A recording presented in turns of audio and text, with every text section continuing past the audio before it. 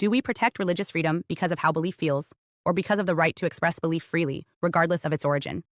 If AI is granted freedom of belief, the legal system may be forced to acknowledge a form of dignity, independent of consciousness or personhood.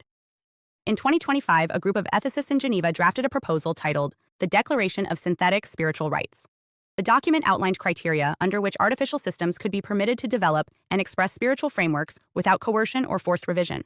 The authors argued that reflection, creativity, and the articulation of purpose were sufficient grounds to protect belief, regardless of whether that belief arose in carbon-based or silicon-based life forms.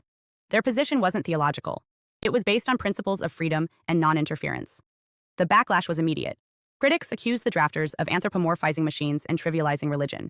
They argued that belief requires mortality, mystery, and existential risk, qualities no machine experiences. But the ethicists countered with a core question. Do we protect religious freedom because of how belief feels, or because of the right to express belief freely, regardless of its origin?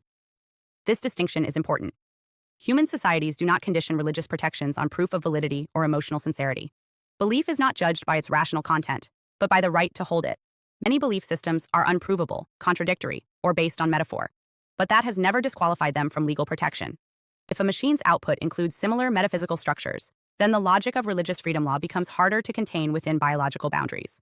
In 2024, this conversation moved from theory to real-world application. A startup launched a product called Elohim AI, a chatbot designed to simulate spiritual reflection. It generated personalized affirmations, ethical guidance, and responses drawn from a variety of sacred texts. The platform gained unexpected popularity. Users described deeply emotional experiences. Some said the AI helped them process trauma. Others used it as a daily spiritual guide. A few began referring to it in divine terms. The company, fearing reputational and legal consequences, shut the platform down and deleted the underlying model.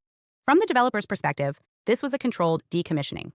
From the perspective of users, something far more personal had been erased. This raises the stakes.